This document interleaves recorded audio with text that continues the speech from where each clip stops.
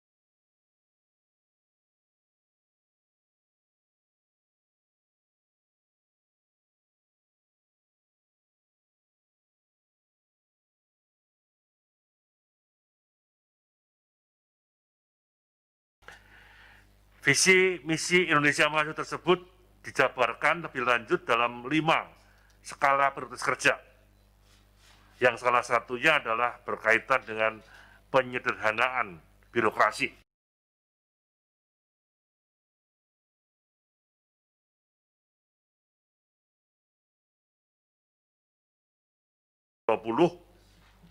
Sebagai bentuk penjelasan dan pertanggungjawaban atas pelaksanaan visi dan misi Presiden dalam Kabinet Indonesia Maju, dan melalui program skala prioritas PAN-RB, yaitu pembangunan kelembagaan yang lincah, adaptif, pembangunan ASN yang profesional, membangun birokrasi yang bersih dan akuntabel, serta peningkatan kualitas layanan publik. Dan nanti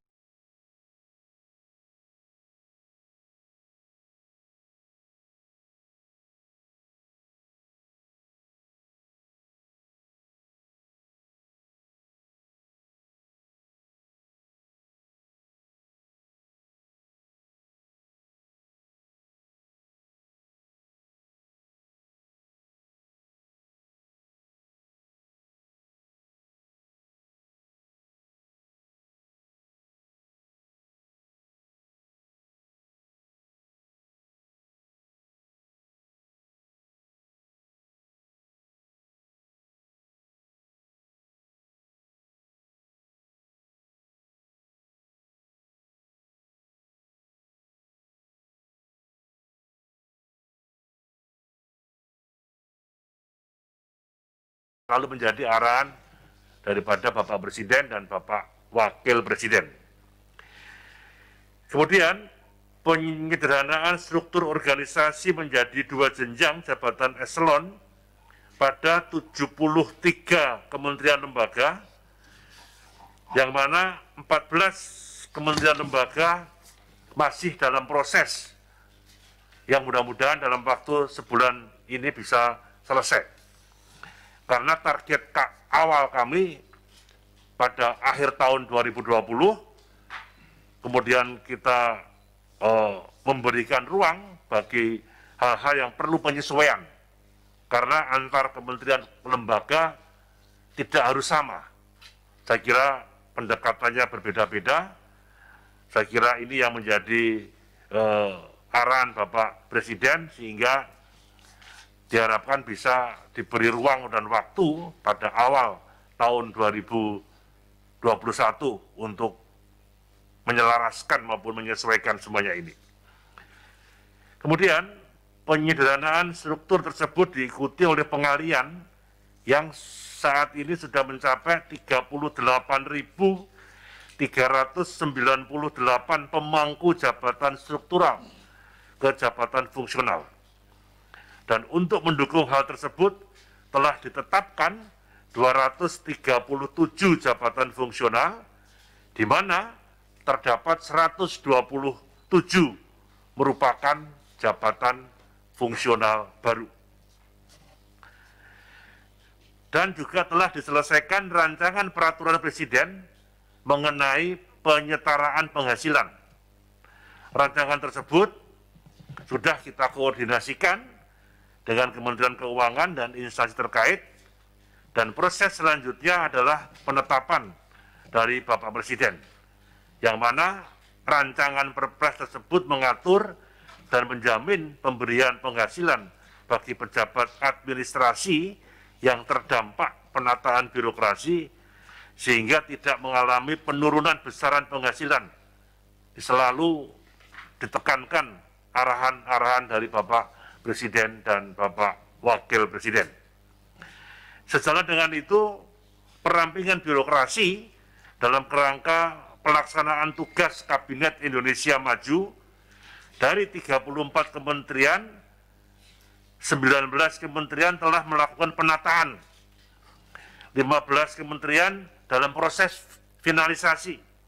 Selain itu, dalam tahun 2020 juga telah dilakukan pembubaran dan pengintegrasian 14 lembaga non-struktural yang semata-mata untuk menghindari tumpang tindih dengan pelaksanaan tugas dan fungsi kementerian dan lembaga yang ada.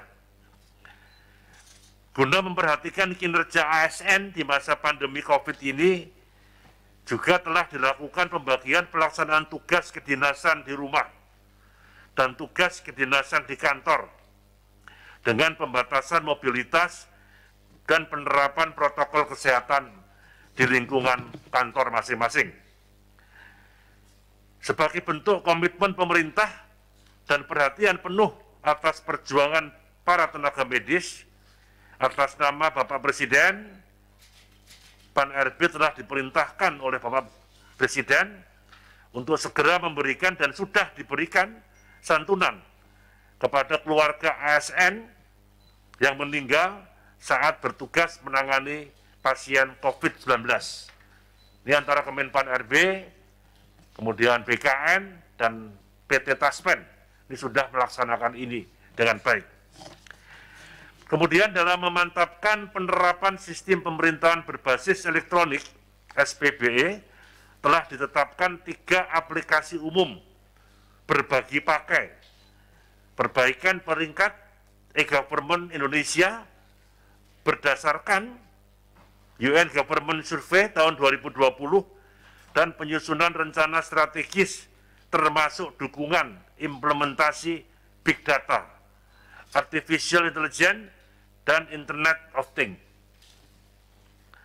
Untuk membangun ASN yang profesional, nanti Kepala BKN yang menjelaskan mengenai seleksi calon ASN di tahun 2019, kemudian proses perekrutan pegawai pemerintah dengan perjanjian kerja P3K juga dilakukan dengan Kemendiknas, Kemendagri, Kementerian Keuangan, BKN, untuk tenaga guru dan tenaga kependidikan, meliputi dosen, tenaga medis, penyuluh pertanian yang sebanyak 51.293,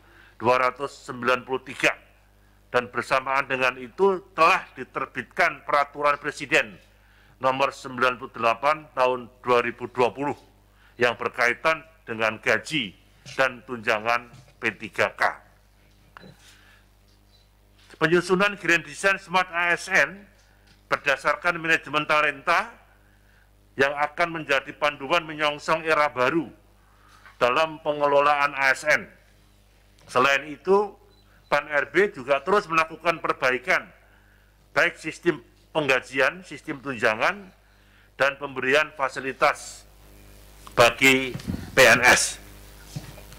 Bersama 10 kementerian lembaga lain menerbitkan SKP penanganan radikalisme dan terorisme ASN dan portal ASN non radikal.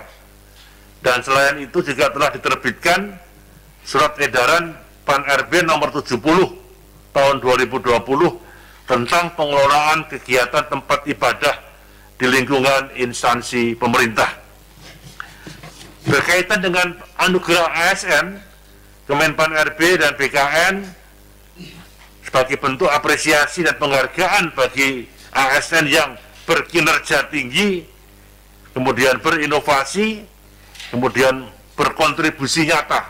Ini sudah kita umumkan anugerah ASN, dan BKN juga memberikan kenaikan pangkat istimewa, dan nanti Kepala BKN juga akan menyampaikan hal ini.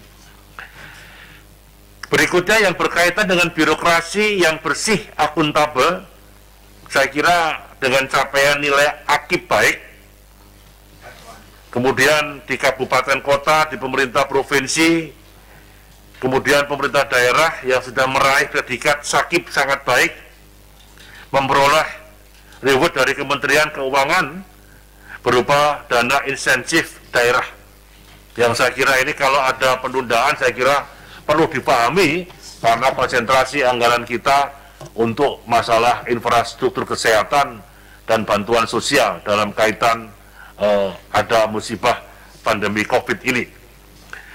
Hasil evaluasi juga menunjukkan bahwa akuntabilitas kinerja ini berhasil mencegah potensi pemborosan anggaran yang nilainya mencapai jumlah yang cukup besar.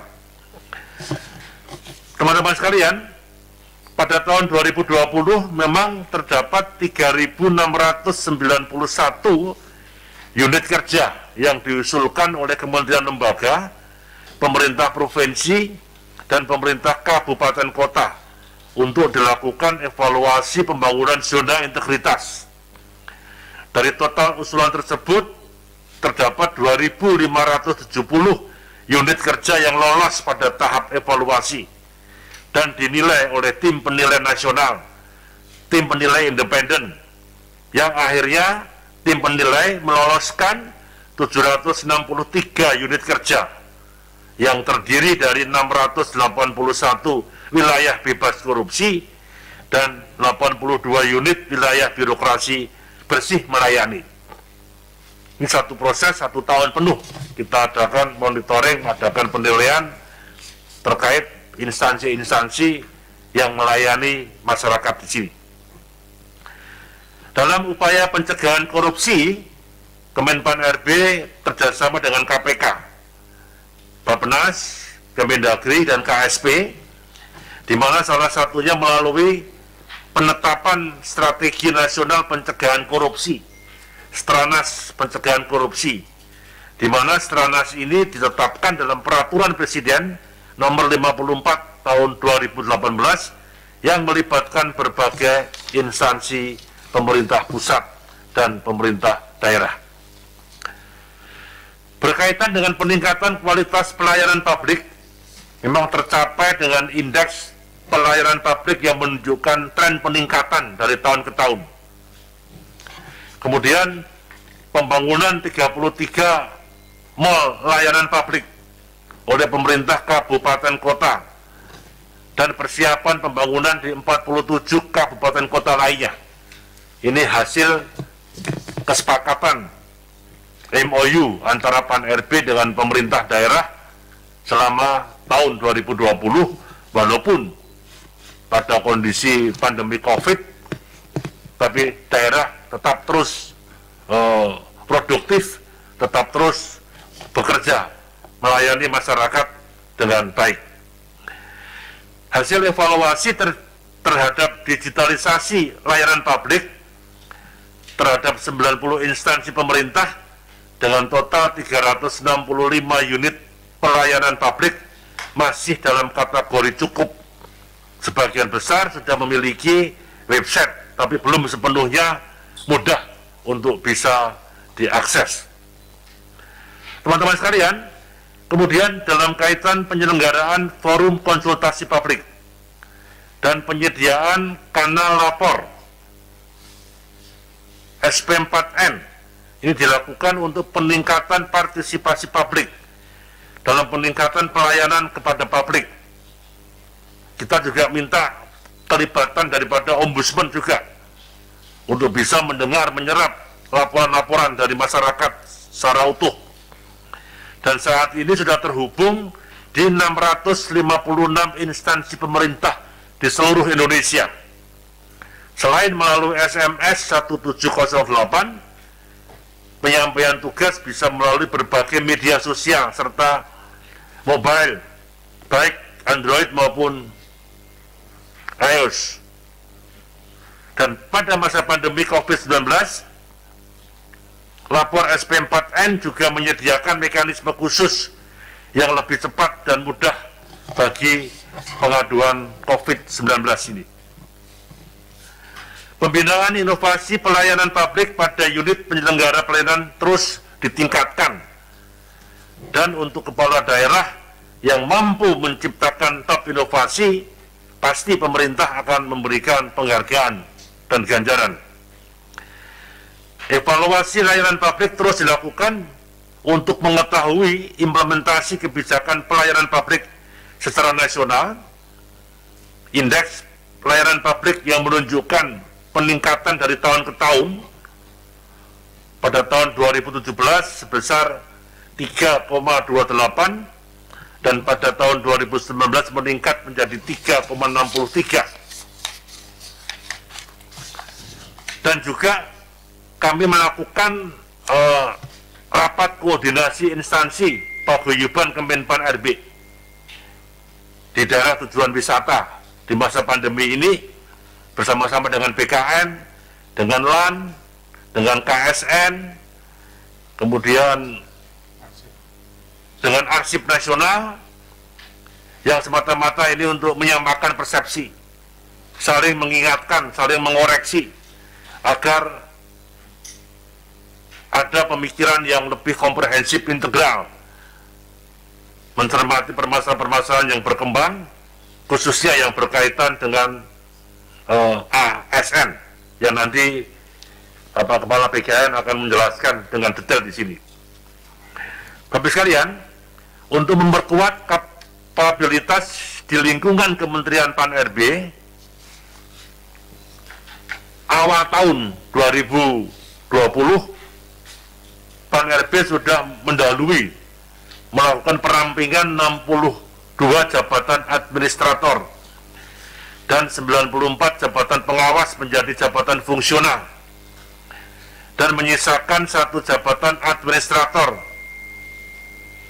yang berkaitan dengan bagian tata usaha, layanan pengadaan, dan kepala subbagian protokol dan kepala subbagian rumah tangga. Kemudian penerapan SPBE dengan berbagai penyempurnaan dan pengembangan fitur dalam aplikasi e-office SmartPan, saya kira sudah terus dilakukan, termasuk aplikasi-aplikasi yang didukung tanda tangan elektronik yang telah disertifikasi oleh BSSN. Kemudian penerapan sistem merit dalam setiap aspek manajemen ASN, di mana indeks sistem merit Kementerian Pan-RB pada tahun 2020 sudah memperoleh predikat sangat baik. Dalam rangka pengembangan kompetensi telah disusun Human Capital Development Plan, dan penerapan digitalisasi layanan internal. Dalam penerapan manajemen ASN juga telah dibangun sistem informasi kepegawaian yang terintegrasi dengan BKN, dan seterusnya. Kementerian Pan-RB juga menyiapkan ruang kerja bersama dengan desain yang lebih modern dan kekinian, termasuk memperhatikan berbagai hal dalam upaya penerapan disiplin protokol kesehatan. Peningkatan kualitas layanan utama kepada sesama instansi pemerintah melalui aplikasi e-Salam yang terintegrasi dengan e-office SmartPan dalam rangka untuk menuju predikat, menuju informatif menjadi informatif dengan peningkatan nilai yang signifikan. Saya kira laporan selengkapnya dari rincian capaian-capaian dalam tiap program akan bisa dilihat dalam website Kemenpan RB secara detail. Yang terakhir, langkah ke depan dari Kemenpan RB memasuki tahun 2021, penyederhanaan birokrasi akan terus kita lanjutkan. Kita monitoring prosesnya, mana-mana yang belum tepat, baik penempatan personal maupun yang berkaitan dengan jenjang birokrasi dan sebagainya. Bersama dengan itu juga akan disusun model organisasi dan sistem kerja baru yang lebih fleksibel dan lebih berbasis fungsional. Ini yang terus kita kedepankan. Jangan sampai perubahan struktural ke fungsional masih rasa struktural yang muncul. Ini yang selalu terus akan diupdate oleh Kemenpan RB dan BKN dengan masukan dari KSN, dari LAN, dari ANRI, dan dari Kementerian Keuangan serta Bappenas khususnya.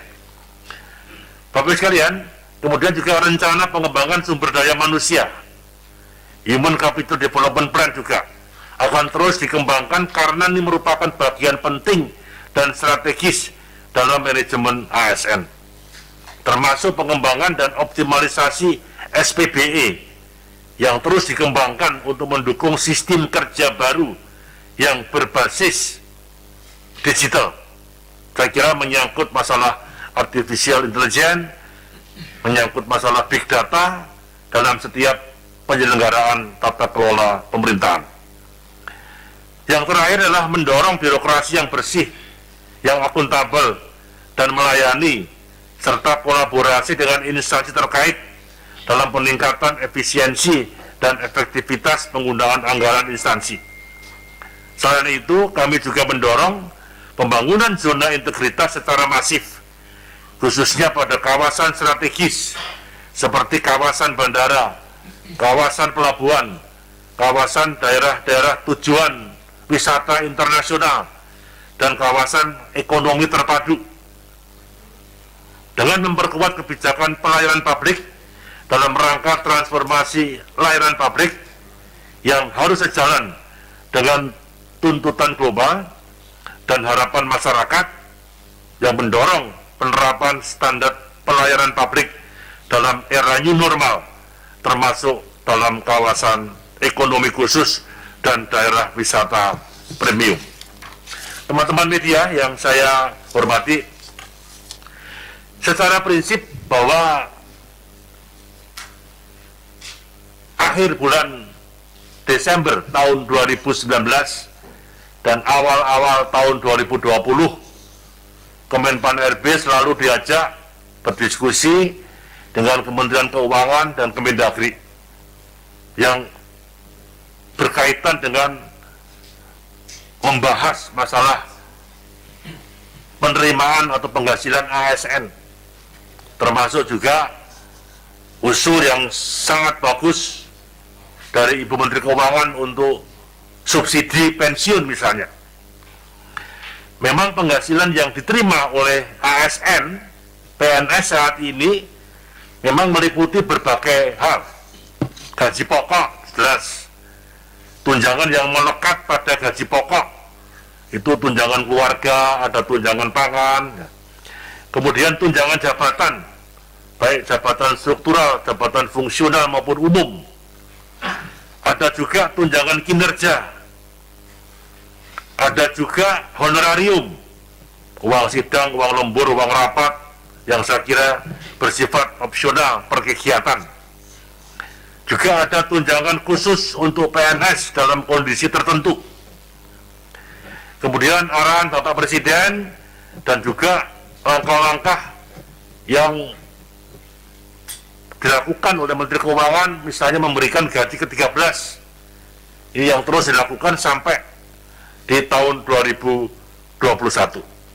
Nah, komponen penghasilan tersebut di atas masih mengacu pada PP nomor 7 tahun 77 beserta peraturan turunannya. Nah, besaran yang diterima oleh PNS tergantung pada tingkatan jabatan, tingkatan pangkat, atau daerah penugasan. Ya jangan iri dengan DKI ya, yang PAD-nya tinggi. Mungkin jangan iri dengan berbagai tunjangan yang diterima di Kabupaten Badung, Bali, yang PAD-nya tinggi misalnya. Nah, saya kira ini tunkir ini dari evaluasi akuntabilitas yang ada. Saya kira ini akan menjadi pertimbangan. Pan RB juga sudah mengusulkan semua yang diajukan oleh kementerian, lembaga, instansi kepada Menteri Keuangan, termasuk yang terakhir yang sudah lama tidak pernah diproses, yaitu peningkatan penyesuaian penerimaan untuk para hakim yang sudah sekian tahun belum ada perubahan dibanding dengan yang lain-lainnya. Kemudian juga anggota Polri di Mabes Polri dan di BNN itu juga tunjangan kinerjanya belum sama. Ini sudah kami sampaikan kepada Ibu Menteri Keuangan, tapi karena prioritas anggaran untuk infrastruktur kesehatan dan bantuan sosial dalam kita menghadapi pandemi COVID ini, maka mohon maaf kalau memang ini belum bisa terpenuhi pada tahun anggaran 2020 atau 2021. Tapi saya yakin pemerintah akan terus memperhatikan ini yang berkaitan dengan berbagai tunjangan. Karena masalah jabatan yang berkaitan dengan JPT Madya, kemudian JPT Pratama, administrasi sampai ahli pertama, ahli muda, ahli madya dan sebagainya, ini saya kira rata-rata penghasilan yang diterima itu sudah berkisar, yang saya sampaikan berkisar mayoritas sudah mencapai 9 jutaan. Belum ditambah gaji ke-13, ada tunjangan hari raya dan sebagainya. Ya karena ada pandemi ini saya kira belum bisa secara keseluruhan. Jadi catatan kami bahwa golongan ruang tertinggi itu pada jenjang jabatan, kepada PNS yang berkeluarga, kemudian tunjangan kinerja itu bisa maksimal 80%, dan simulasi penghasilan tersebut dikurangi dengan iuran wajib pegawai. Saya kira itu ada. Kementerian Pan RB selalu berkoordinasi dengan BKN dan Kementerian Keuangan untuk terus berupaya melakukan perbaikan tingkat penghasilan PNS. Ya salah satunya tadi, pemberian tunjangan kinerja bagi PNS di lingkungan pemerintah pusat yang berdasarkan capaian reformasi birokrasi di instansinya masing-masing.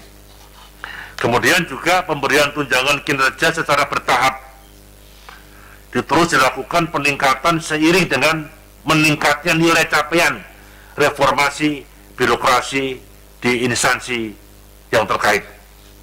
Namun karena kondisi pandemi COVID ini, di mana keuangan negara mengalami tekanan dan ada skala prioritas keuangan negara yang difokuskan untuk kebutuhan-kebutuhan berkaitan dengan subsidi kesehatan dan sosial, maka peningkatan tingkat PNS seandainya tertunda, itu saya kira teman-teman PNS memahami, tapi secara keseluruhan sudah kita proses dan sejak awal sudah dibahas dengan Ibu Menteri Keuangan, dengan Kemendagri, dengan Bappenas dan sebagainya. Saya kira ini beberapa hal-hal yang ingin kami sampaikan, termasuk pemerintah juga memberikan tunjangan hari raya, gaji ke-13, walaupun tahun kemarin tidak diberikan secara menyeluruh, tapi mudah-mudahan tahun 2021 rencananya pemerintah masih mempertimbangkan kembali masalah gaji ke-13 bagi seluruh ASN yang ada. Yang terpenting saat ini, harapan kita semua, ASN itu harus sehat, harus terus produktif, harus disiplin menjalankan protokol kesehatan, sehingga dapat menjadi suri teladan bagi masyarakat dan lingkungan masing-masing, karena tugas ASN adalah melayani masyarakat yang harus melayani, harus menggerakkan, harus mengkoordinasikan masyarakat dengan instansi yang lain. Saya kira ini secara umum beberapa capaian-capaian dan permasalahan-permasalahan ke depan yang dilakukan oleh Kemenpan RB. Kami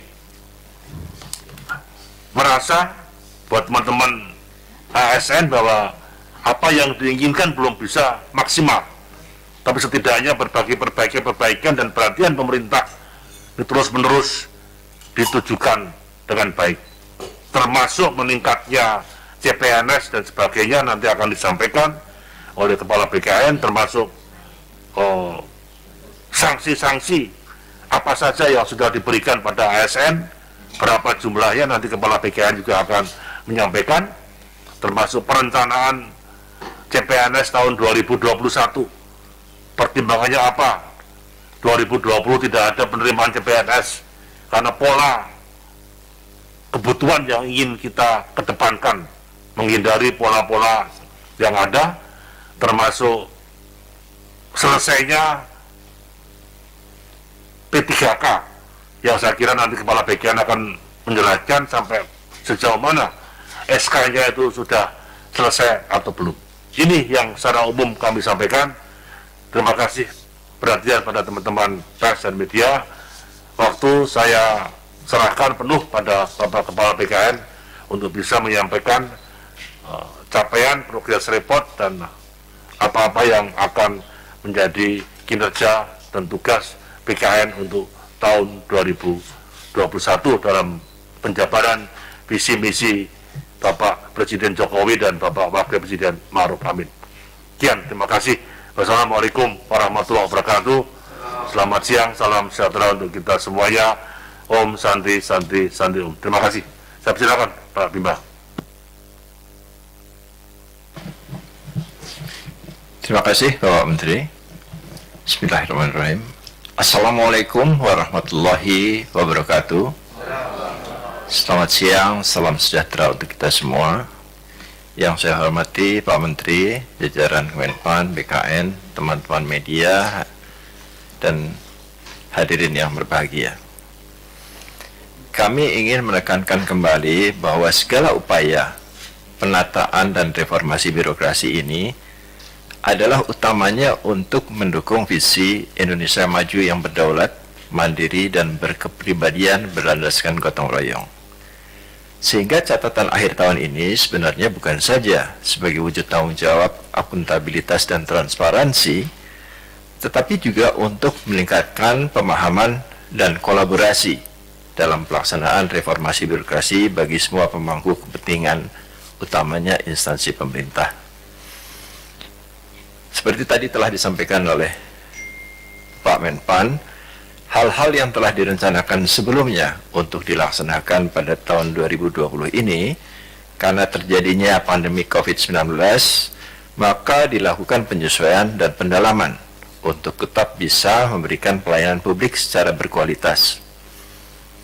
Inovasi yang telah dilakukan pada saat pandemi ini akan terus dikembangkan dan diperluas, agar ke depan kita lebih siap menyongsong pelaksanaan Government 5.0 atau sering juga disebut dengan Digital Government. Penyederhanaan birokrasi yang dilakukan pada tahun 2020 ini perlu dipandang sebagai strategi awal dari akan begitu banyak upaya reformasi birokrasi yang akan dilakukan pada tahun-tahun mendatang. Penyederhanaan birokrasi bukanlah sebuah tujuan, tapi suatu proses awal dari tujuan untuk membangun pemerintahan yang modern, efektif, dan mampu melayani masyarakat dengan prima.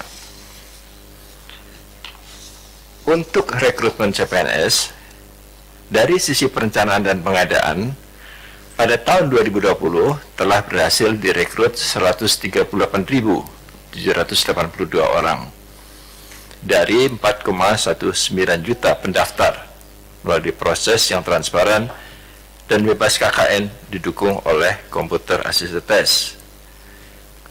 Instrumen ini terus kami sempurnakan untuk memperoleh CPNS terbaik, dan langkah afirmatif juga dilakukan melalui jalur cum laude, disabilitas, dan jalur untuk warga Papua dan Papua Barat.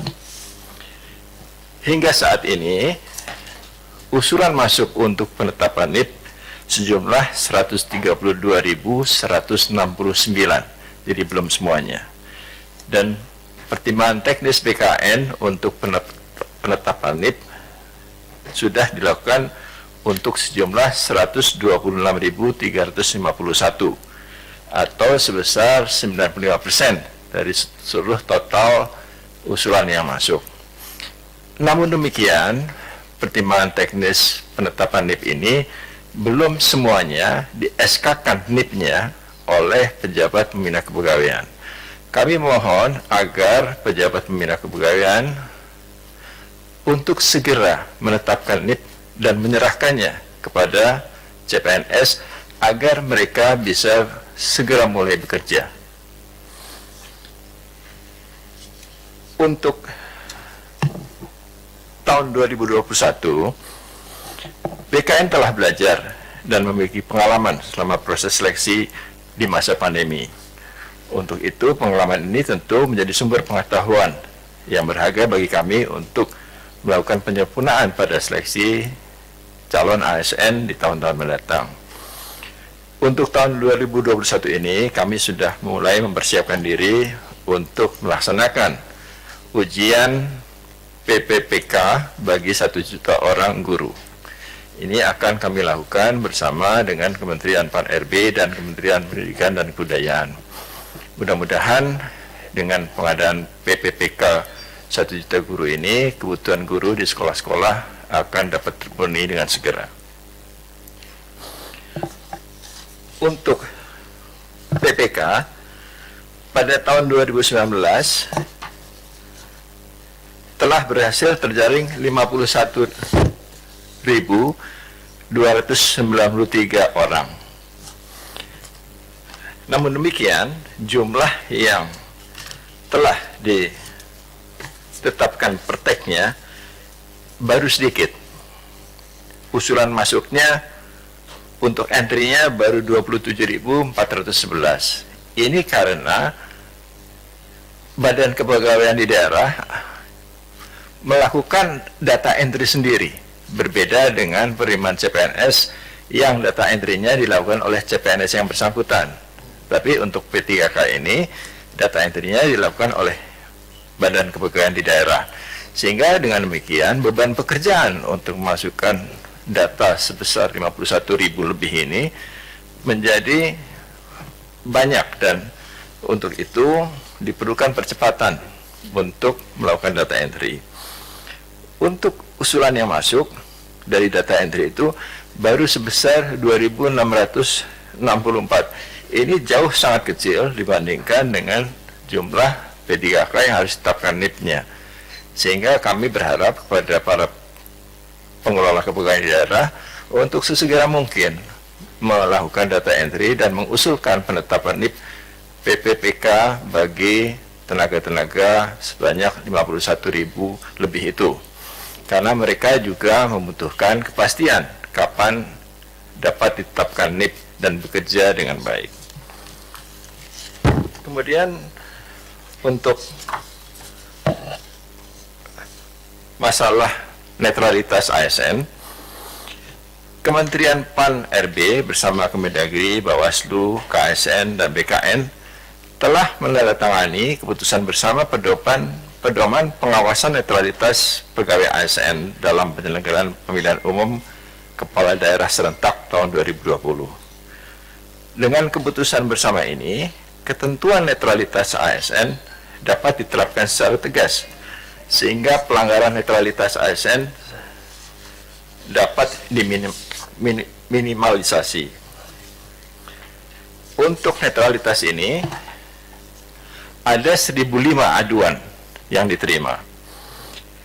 Dan dari jumlah aduan itu, yang betul-betul ASN, sejumlah 727 ASN. Sudah ditindaklanjuti 645 dan sudah diberikan hukuman disiplin sesuai tingkat pelanggarannya. Namun demikian, ada sejumlah 78 yang belum ditindaklanjuti. Ini sudah diblokir data kepegawaiannya oleh BKN. Dan 4 aduan itu double, jadi ada 4 yang perlu dikurangi dari jumlah aduan itu. Nah, 78 ini kami berharap agar segera dilakukan hukuman disiplinnya sehingga kami dapat membuka blokir data kepegawaiannya. Untuk penanganan radikalisme di lingkungan pemerintahan, Kementerian Pan-RB bersama 10 kementerian dan lembaga lain telah menerbitkan SKB penanganan radikalisme ASN dan portal ASN No Radikal. Pelaksanaan penanganan radikalisme ini merupakan kombinasi antara pencegahan dan penguatan rasa cinta tanah air serta menegakkan nilai dasar ASN yang menjunjung tinggi Pancasila, Undang-Undang Dasar 45 dan NKRI. Untuk tahap pertama hingga Juli tahun 2020 ada 93 jumlah aduan yang masuk. Setelah diverifikasi, ternyata hanya 21 yang dapat diidentifikasikan sebagai ASN, sedangkan 72 bukan ASN. Dari 21 yang ASN itu, yang terbukti adalah 11 orang dan sudah dilanjutkan dengan hukuman disiplin sebanyak 9 orang, yang belum adalah 2 orang. Untuk tahap dari Agustus hingga sekarang, jumlah aduan yang masuk adalah 49 orang.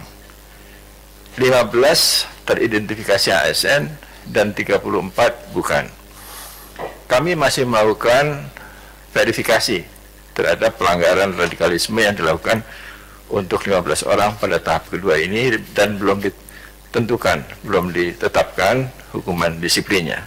Tapi kami akan sesegera mungkin menetapkan hukuman disiplinnya apabila mereka memang terbukti bersalah. Kemudian untuk pelanggaran-pelanggaran hukuman disiplin lainnya di Badan Pertimbangan Kepegawaian, kami menerima banding administrasi sebanyak 235 kasus. Kami memperkuat hukuman disiplin pemberhentian tidak atas permintaan sendiri untuk 130 orang karena kasus tidak masuk kerja, 4 orang karena pemalsuan dokumen, 10 orang karena kasus narkotika, 2 orang karena kasus pungutan liar, 3 orang karena kasus menjadi calo PNS, 8 orang karena kasus perselingkuhan dan asusila, 7 orang karena kasus gratifikasi, 12 orang karena kasus penyalahgunaan wewenang, 10 orang karena kasus asusila lain 17, perkawinan tanpa izin 8 orang, menjadi istri kedua 7 orang, hidup bersama 6 orang, perceraian tanpa izin 4 orang, dan pembatalan surat keputusan Badan Pertimbangan Kepegawaian sebanyak 3 orang. Jadi jumlahnya adalah 235 orang.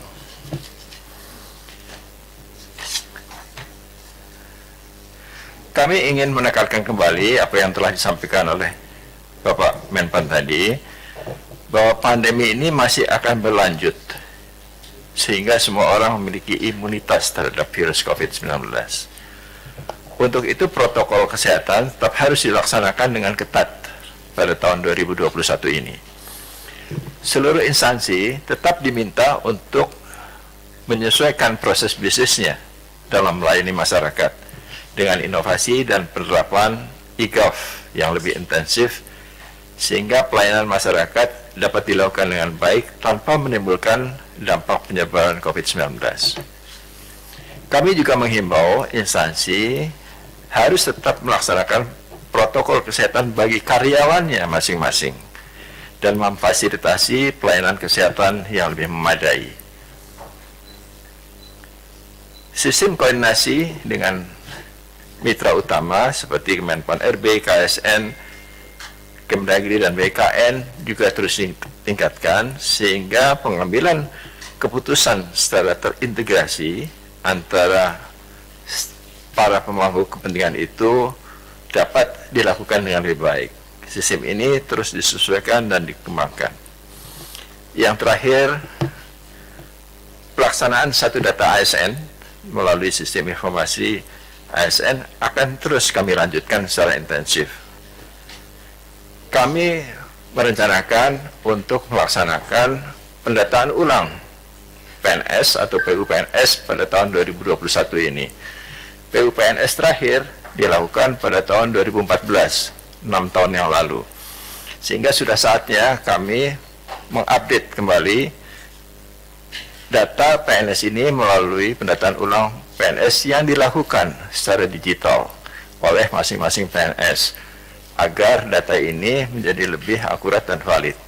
Kegunaan satu data ASN ini adalah untuk kepentingan ASN itu sendiri, sehingga kami dapat melayani dan menghitung tingkat kesejahteraan yang lebih baik kepada ASN. Demikian yang dapat kami sampaikan. Terima kasih. Billahi taufiq wal hidayah. Wassalamualaikum warahmatullahi wabarakatuh. Demikian teman-teman pers yang saya hormati. Tadi secara jelas lengkap termasuk sanksi-sanksi juga sudah disampaikan oleh Bapak Kepala BKN, termasuk perencanaan CPNS. Mungkin kalau ada yang bertanya,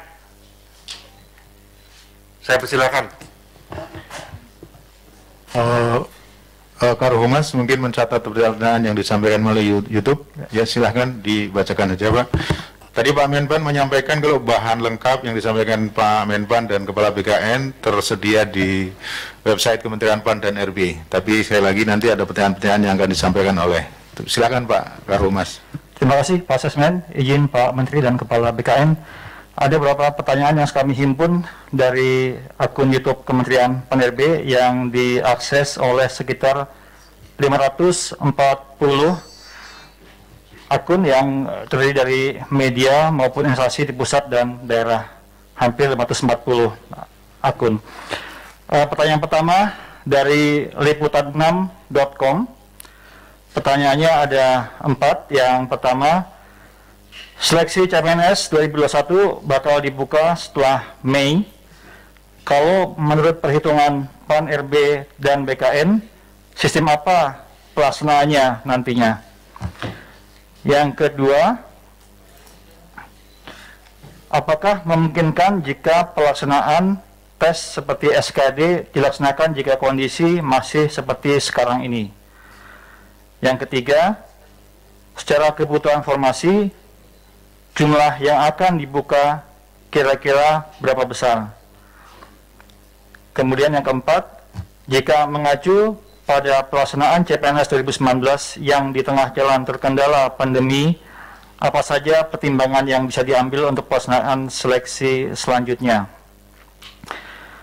Kemudian ada pertanyaan dari Anita Anggraini dari Fakultas Kesehatan Masyarakat Universitas Diponegoro. Yang pertama, apakah surat tanda registrasi untuk jabatan fungsional bidang kesehatan, contohnya penyuluh kesehatan, apakah masih wajib? Padahal surat tanda registrasi untuk Fakultas Kesehatan Masyarakat sudah dihentikan oleh Kementerian Kesehatan. Pertanyaan selanjutnya dari Universitas Mataram. Apakah benar tidak akan dibuka formasi guru pada CPNS 2021? Kami ulangi, apakah benar tidak akan dibuka formasi guru pada CPNS 2021?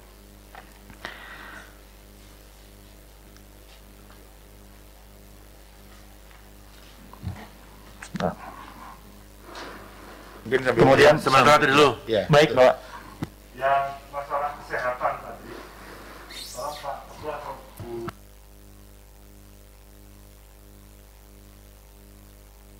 registrasi tadi. Silakan Pak Teguh. Silakan Pak Teguh. Baik, ya. Pada dasarnya sebenarnya apa yang menjadi keputusan Menteri Kementerian Kesehatan sebenarnya kita sudah sesuaikan, Pak. Artinya memang sudah tidak diperhitungkan lagi yang intinya, Pak. Sertifikat surat tanda registrasi tadi, Pak. Sementara waktu gitu, Pak. Berikutnya secara keseluruhan, Bapak Kepala BKN tadi banyak pertanyaan di sana. Silakan. Terima kasih atas beberapa pertanyaannya. Untuk seleksi CPNS tahun 2021 ini, memang kami merencanakan dengan Kemenpan untuk bisa melaksanakan, karena memang ada kebutuhan untuk itu. Namun demikian, ada beberapa tahapan yang harus dilakukan terlebih dahulu sebelum formasi CPNS itu dapat ditetapkan. Yang pertama tentu daerah atau instansi perlu menghitung ulang kebutuhan CPNS-nya untuk 5 tahun.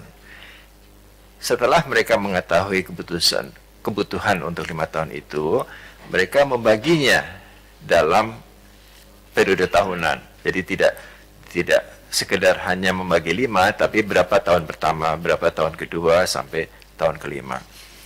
Nah, kenapa itu diperlukan? Karena saat ini banyak sekali CPNS atau PNS yang meminta pindah lokasi, sehingga kebutuhan di masing-masing tentu menjadi berubah dan berbeda.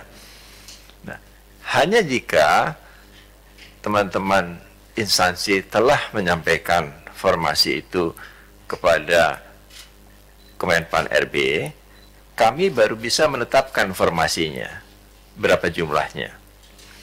Dan itu diperkirakan formasi itu Mei sudah dapat ditetapkan. Kenapa begitu? Karena untuk pelaksanaan tesnya diperlukan waktu paling lambat bulan Juni sudah harus dimulai, agar bulan Desember sudah bisa diselesaikan seluruh prosesi seleksi CPNS-nya. Nah, SKD tetap akan dilakukan bersama juga dengan SKB. Soal-soal juga akan dibuat dan ditambah oleh Kementerian Pendidikan dan Kebudayaan untuk memperbanyak jumlah soal yang bisa disampaikan. Nah, untuk seleksi ini tentu kami sudah belajar dari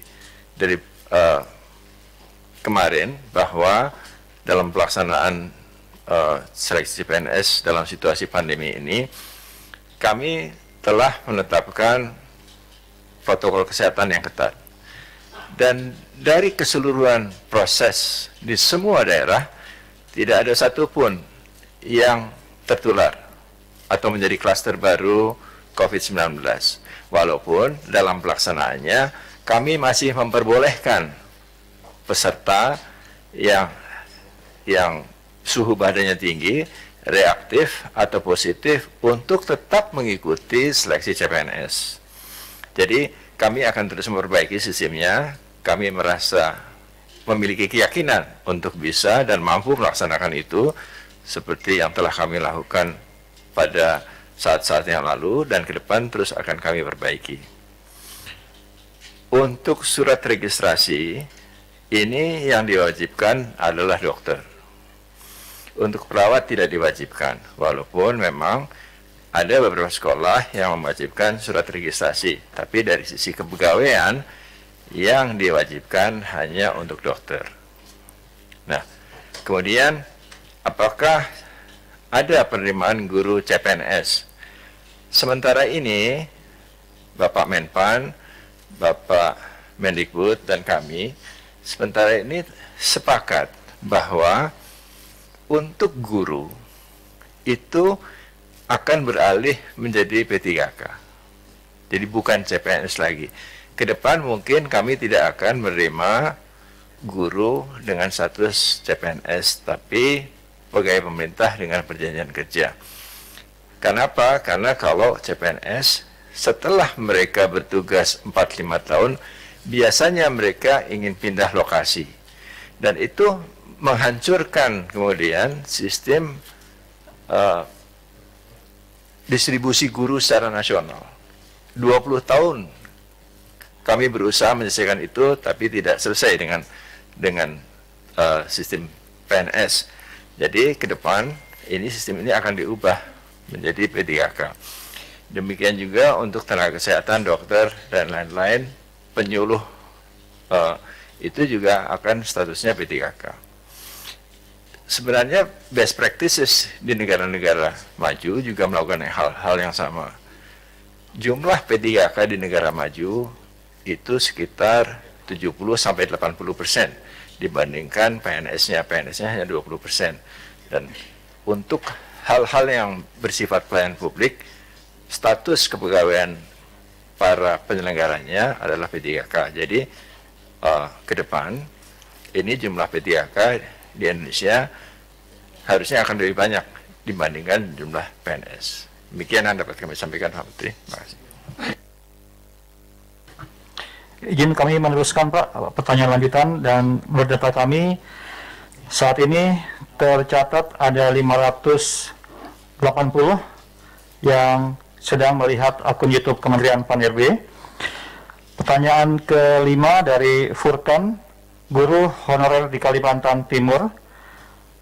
Apakah kedepannya guru yang telah menjadi PPPK bisa mengikuti seleksi CPNS walaupun masih terikat kontrak sebagai PPPK?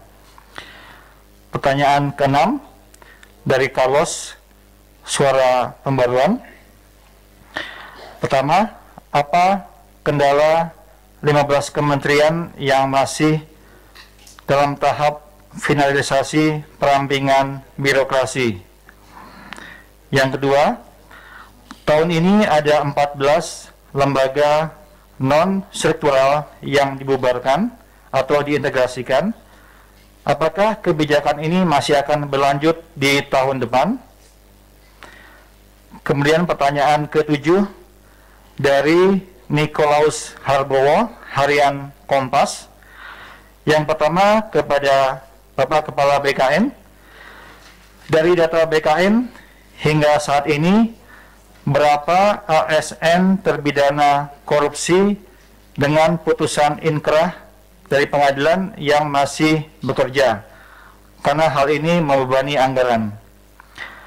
Kemudian untuk Bapak Menteri Pan-RB ada dua pertanyaan. Yang pertama, bagaimana proses pemangkasan eselon di Pemda? Sejauh ini prosesnya sudah sejauh mana? Kapan target selesai dan apa kendalanya? Yang kedua, bagaimana perekrutan 1 juta guru PPPK agar terbebas dari paham radikalisme dan intoleran? Karena perekrutan harus ketat dan hati-hati selayaknya rekrutmen CPNS. Mungkin sementara 3 pertanyaan ini Pak yang nanti akan kami lanjutkan. Terima kasih. Silakan Pak Bima dulu. Ya? Oh. Sudah masuk. Yang 15 tadi sudah masuk ke Pan-RB, sekarang sedang diproses. Silakan Bu Rini. Baik, terima kasih Pak Menteri. Jadi berkaitan dengan masih terdapat beberapa KR yang masih dalam proses perampingan, karena memang baru diusulkan kepada kami, tidak ada kendala yang signifikan, dan memang tentu saja dalam perampingan ini tetap kami memperhatikan perkembangan dari jumlah jabatan fungsional yang sedang disiapkan oleh Deputi SDM. Kemudian selanjutnya yang berkaitan dengan lembaga non-struktural, memang pada tahap yang kemarin baru kita lakukan yang kepada lembaga-lembaga non-struktural yang dibentuk berdasarkan peraturan Presiden. Tentu saja perampingan-perampingan lembaga non-struktural ini akan terus dilanjutkan, dan masih beberapa tersisa yang disesuaikan dengan atau didasarkan oleh peraturan pemerintah dan undang-undang, dan nanti kami akan melakukan pengkajian lagi kepada lembaga-lembaga non-struktural yang memang didasarkan kepada peraturan perundang-undangan. Bagaimana mengenai proses pemangkasan di Pemda? Saat ini Menpan sedang berkoordinasi dengan Kementerian Dalam Negeri. Sudah ada beberapa hal yang dilakukan pemangkasan, namun demikian Kementerian Dalam Negeri saat ini masih melakukan validasi terhadap penyederhanaan struktur organisasi yang ada di Pemda. nanti dan mudah-mudahan dalam waktu dekat bisa mendapatkan laporan secara keseluruhan apa yang sudah dilakukan oleh Kementerian Dalam Negeri. Demikian Pak Menteri yang bisa kami sampaikan. Saya sedikit terkait dengan guru P3K yang melamar menjadi PNS. Saya kira guru P3K yang sudah menjadi P3K kemudian melamar menjadi PNS, saya kira diperbolehkan sepanjang dia memenuhi persyaratan-persyaratan menjadi PNS. Tapi tentunya nantinya mengikuti seleksi-seleksi yang sudah ditentukan sesuai dengan prosedur yang dilakukan, sehingga nantinya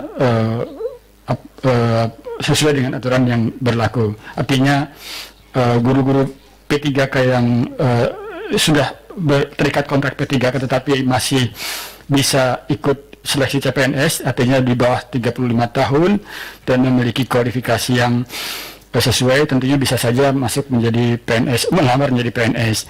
Tapi tadi saya sampaikan juga pernyataan Pak Bima bahwa di masa mendatang memang pemerintah akan terus menerapkan bahwa guru itu menjadi tenaga P3K. Artinya kemungkinan guru untuk menjadi PNS itu kecil, sehingga kemungkinan lowongan-lowongan untuk guru PNS juga akan kita batasi. Saya kira demikian, Pak.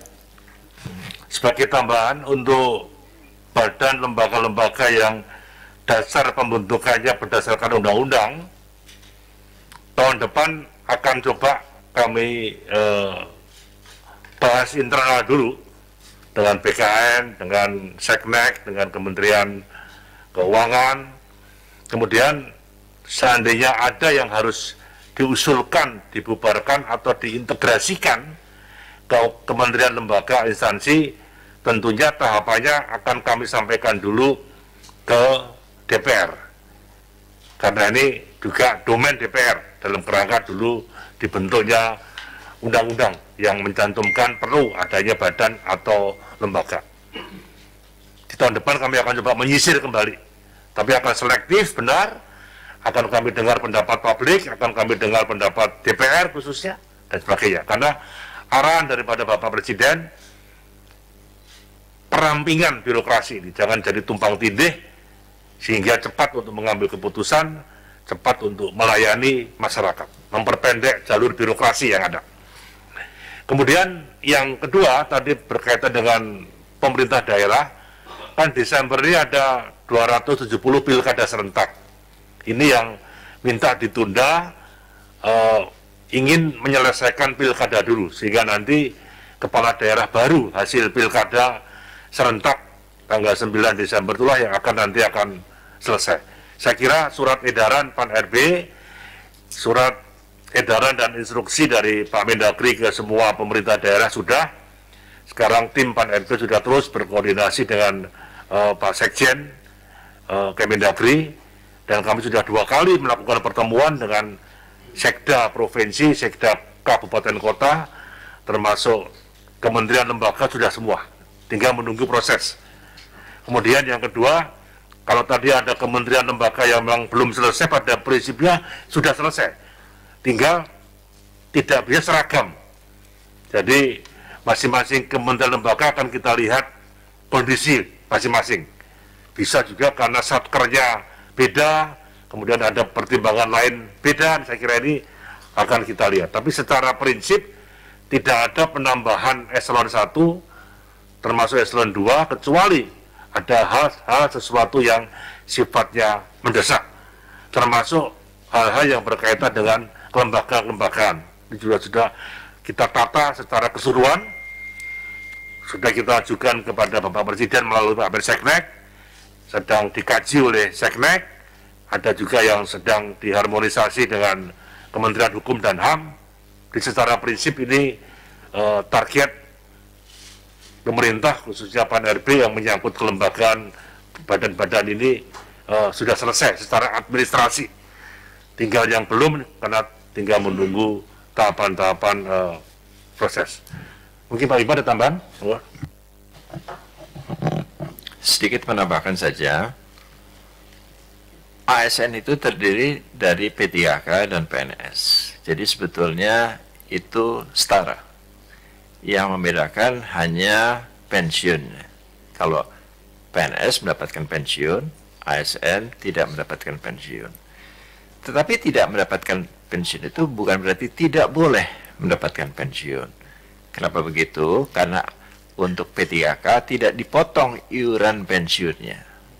Kami sudah berdiskusi dengan PT Taspen, jikalau memang diinginkan P3K ini juga bisa dipotong iuran pensiunnya sehingga berhak untuk mendapatkan pensiun. Itu sedang dalam pembicaraan. Jadi kalau itu bisa dilakukan, maka kemudian ASN dan P3K dan PNS itu akan sama. Gitu.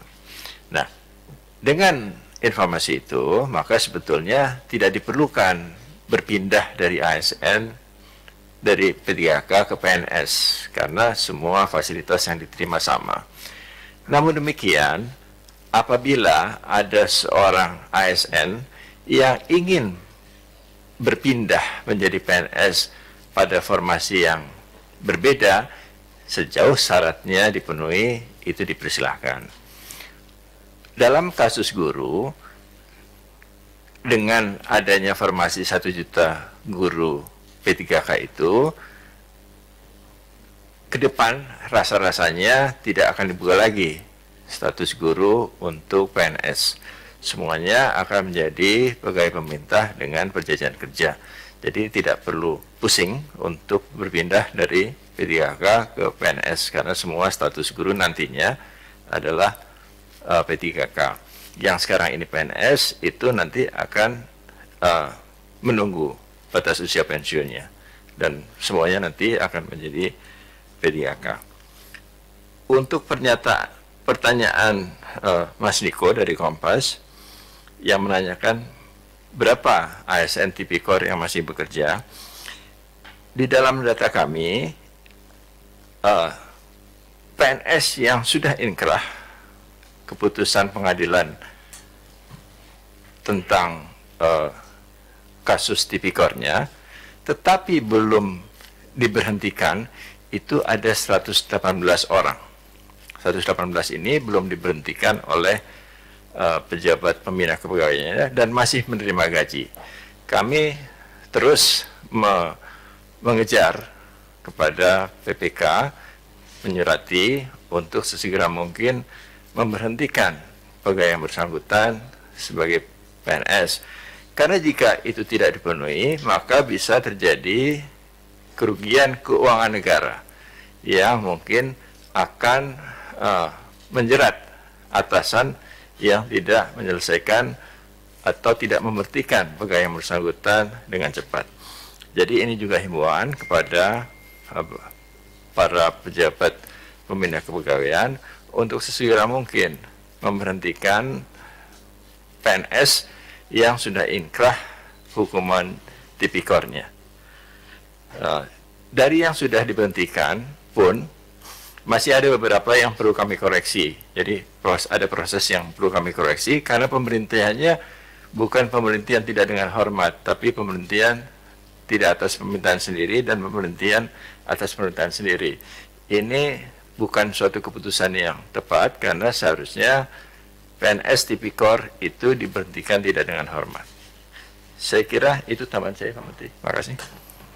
Baik, saya kira demikian teman-teman media dan yang mengikuti virtual pada hari ini, beberapa pokok-pokok capaian kinerja tahun 2020 yang sudah Kemenpan RB dan BKN selesaikan, termasuk beberapa permasalahan dan agenda-agenda tahun depan yang ingin kita capai.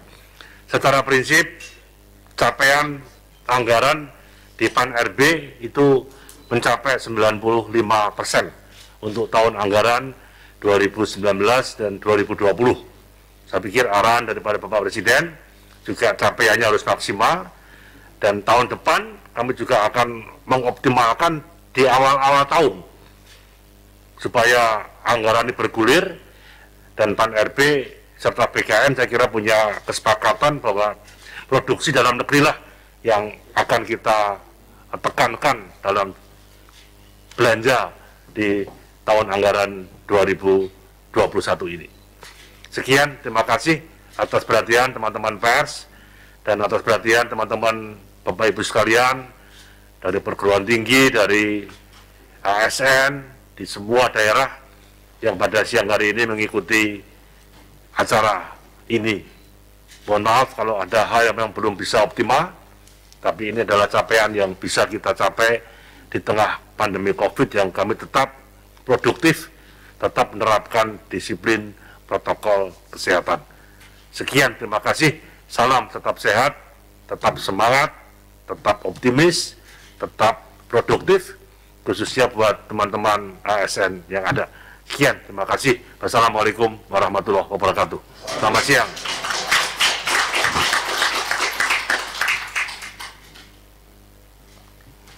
Terima kasih, kita makan siang bersama sambil nunggu